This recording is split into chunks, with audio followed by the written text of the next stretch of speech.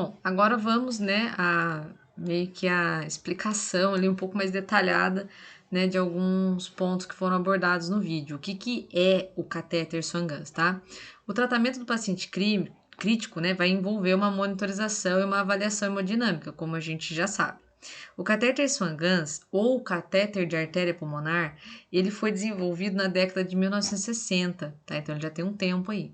Por volta dos anos de 1970, com o avanço da tecnologia, foi adicionado um termistor, tá? Permitindo um rápido acesso ao débito cardíaco e a outras informações consideradas importantes para o diagnóstico e tratamento desses pacientes críticos.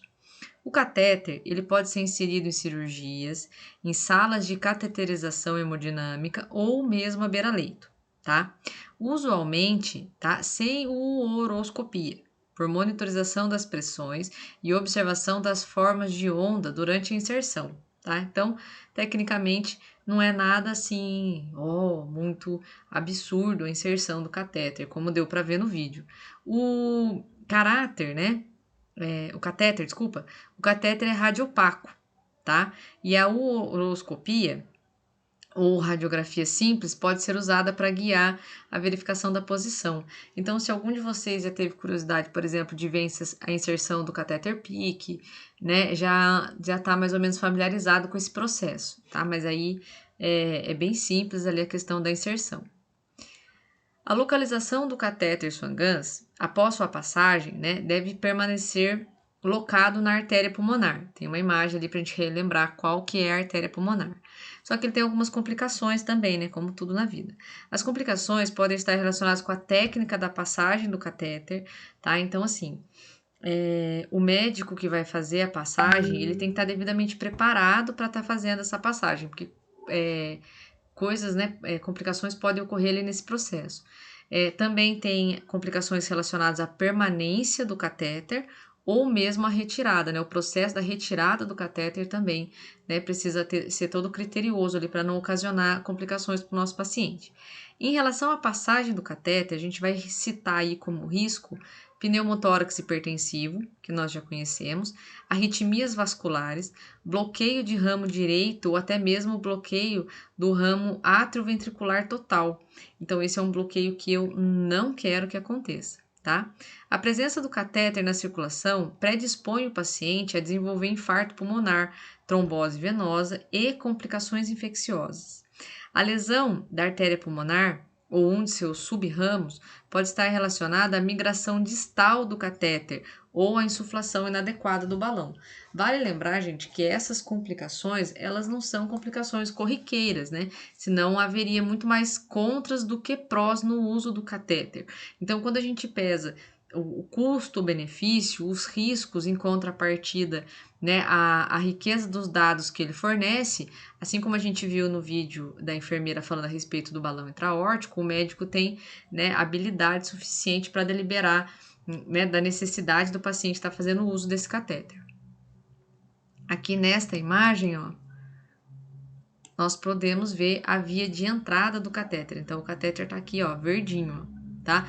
No vídeo deu para ver também os desenhinhos, né, do coração. Tinha vários desenhinhos lá mostrando a posição do catéter. E aqui o desenho, né, é um desenho aumentado.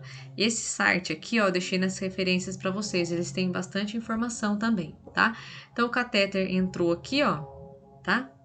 E aí ele entra pelo tronco pulmonar, esse T gigante aqui, ó, essa parte aqui eu chamo de tronco pulmonar. E daqui, ó, essa parte aqui é a artéria pulmonar. Esse sangue aqui, gente, que passa por aqui, ele vai pro pulmão. Aí tanto aqui, ó, tá? Pulmão esquerdo e pulmão direito.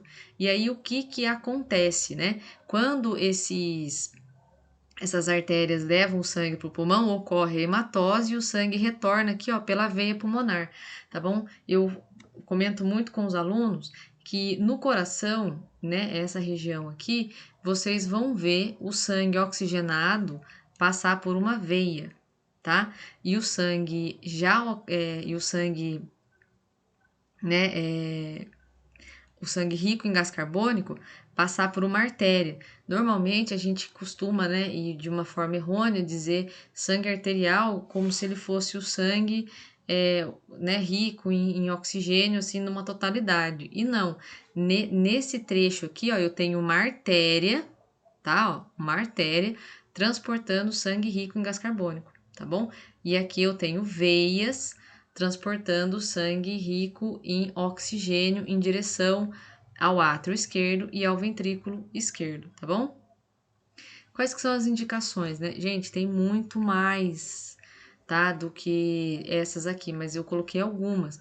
Olha, infarto agudo do miocárdio, insuficiência cardíaca congestiva, hipertensão pulmonar, choque, tromboembolismo pulmonar, situações em que é necessária reposição volêmica, síndrome do desconforto respiratório agudo, sepse, tá? Insuficiência renal, pancreatite nefrohemorrágica, pacientes com alto risco, né, intra e pós-operatório, cirurgia de grande porte, como cirurgia cardíaca, ortopédica ou vascular, pacientes obstétricos, né, de alto risco, tá, como pacientes aí de pré-eclâmpsia para frente, queimadura, pacientes, os nossos queimados graves, né, que a gente viu também nas aulas anteriores, pacientes em politrauma, processo dialítico com complicação, choque de qualquer natureza ou intoxicação por drogas, né, em caso de overdose. Então, todas essas são indicações aí para o nosso paciente estar fazendo uso do catéter Swan-Ganz, tá? E tem contraindicação. Assim como no caso do balão intraórtico, a gente também vai observar algumas contraindicações aqui, tá? Comprometimento neurológico extenso, sem prognóstico, tá? Neoplasia disseminada, também a gente viu na aula passada, né? Então, aquela questão, né, das metástases, quando as neoplasias aí tomaram conta, infelizmente, do nosso paciente. Sensibilidade reconhecida à heparina, né? Um paciente que não tolera o uso de anticoagulante, sepse recorrente ou estado, né, de hipercoagulabilidade, né? Então, quer dizer, o paciente ele tem um estado onde ele forma trombo muito fácil, né? Então, a formação de trombos nesse paciente é em excesso, tá? Alterações do ritmo cardíaco, tá? Isso é bem complicado também. E falta de conhecimento, habilidade e preparo da equipe médica. E essa também é uma contraindicação. Às vezes a gente fala, né, bastante a respeito das funções que são delegadas ao técnico de enfermagem ou ao auxiliar de enfermagem, a gente sempre fala do preparo, né? Então, existe o preparo, esse técnico, ele é da confiança do enfermeiro, o enfermeiro pode delegar determinadas atividades para ele, que ele tem o conhecimento, ele tem a habilidade, ele tem a técnica. O mesmo se aplica, né, à equipe médica. Então, a equipe médica também tem que ter habilidades e preparos, tá bom? Olha o catéter aqui, ó.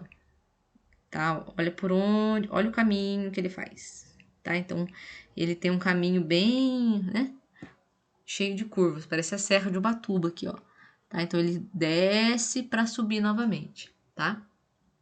Olha ele já instalado no nosso paciente, né? Aí, gente, interessante, ó. Às vezes o aluno fala para mim assim, professora, é muito fio. É bem assim. A enfermagem ela é tão ampla que ela possibilita que nós, trabalhadores dessa área, que optamos por essa área, a gente possa, né, ver aonde a gente tem mais afinidade. Tem alunos, né, tem pessoas que a UTI é ali a sua casa, ali ele se encontra.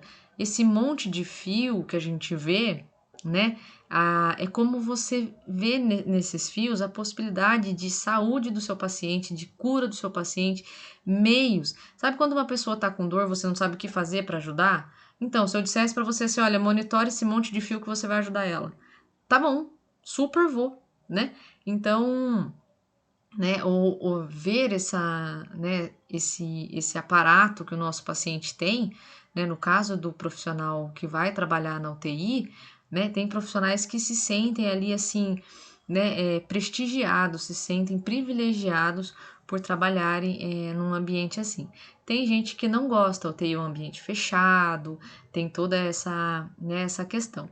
Fica a critério, né, do aluno. Nosso objetivo aqui é encantar vocês com as diversas formas com que o ser humano conseguiu buscar meios, né, de preservar a vida, né, e de trazer essa vida de volta, no caso, né, às vezes a gente brinca, né, que a gente puxou de volta, né, a equipe de enfermagem, o médico puxou o paciente de volta, tá segurando o paciente ali.